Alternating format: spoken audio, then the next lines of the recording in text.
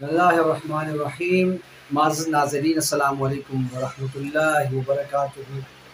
आज की गुफ्तगू जो है वो बड़ी तलख़ भी हो सकती है और सुनने वालों की जो समात है वो शायद इसको बर्दाश्त करने से ज़रा बोझिल हो, वो अपने दिल में कलक भी महसूस कर सकते हैं और दिल के अंदर जो है वो अपने दिल के अंदर जो है वो एंग्ज़ायटी फ़ील कर सकते हैं।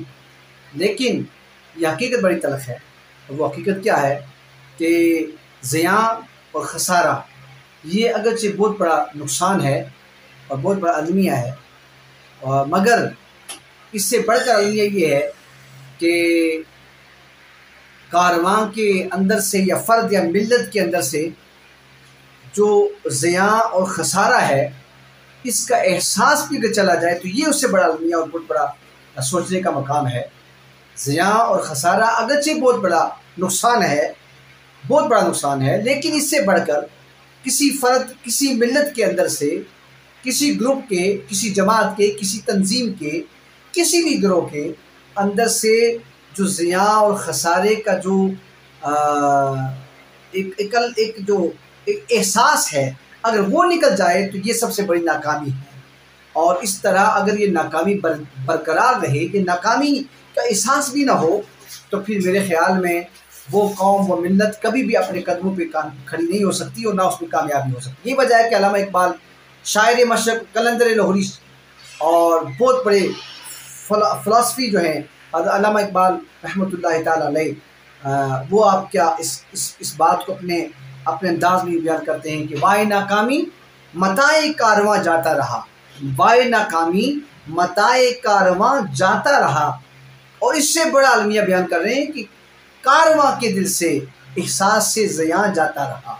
ये बड़ा अलमिया है। और आज के इस दौर में मुसलमानों में ये सबसे बड़ी कमी पाई जाती है कि हम नुकसान उठाते हैं और हमें नुकसान का एहसास भी नहीं होता, न किसी फ़र्द या मिल्लत या कौम या घर के अंदर या बाहर में या दोस्तों के दरमियान।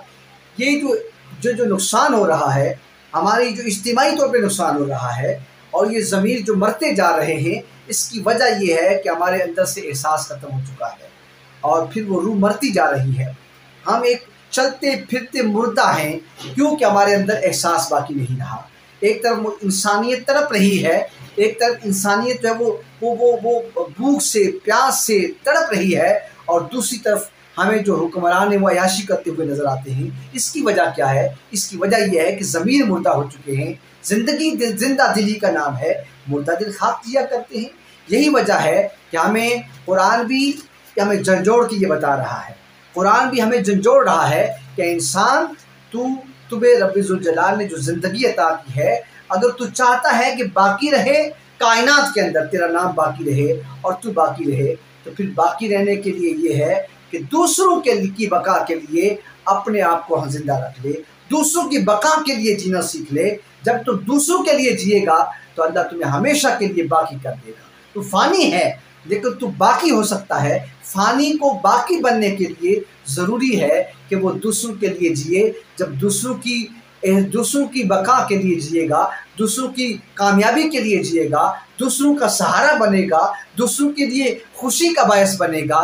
और जब इससे पहले कि कोई और आए, ईसाइयों में से उठ के आए, मरज़इयों में से उठ के आए, कादियानियों में से उठ के आए और किसी गरीब, किसी बेवा का सहारा बने और मुसलमान साथ रहता हो, जो अयाशी के अंदर मस्त हो, मुसलमान हुक्मरान हों या उनकी रया हों या बड़े बड़े उमरा हों, जो अयाशी के अंदर मस्त हों और इन्हें पता हो कि हमारे मुसलमानों के अंदर एक गिरोह ऐसा भी है कि जो यतीम हैं, बेवा हैं, मस्कीन हैं, कि जो मुसलमानों की जो बेटियां हैं, मुसलमानों की बेवा औरतें जो हैं और गरीब लोग जो हैं, वो अपनी इज़्ज़तें बेच रहे हैं, अपनी जो है वो ज़िंदगियों को ख़ुदकुशी के उस सूरत कर रहे हैं, उसकी नज़र कर रहे हैं।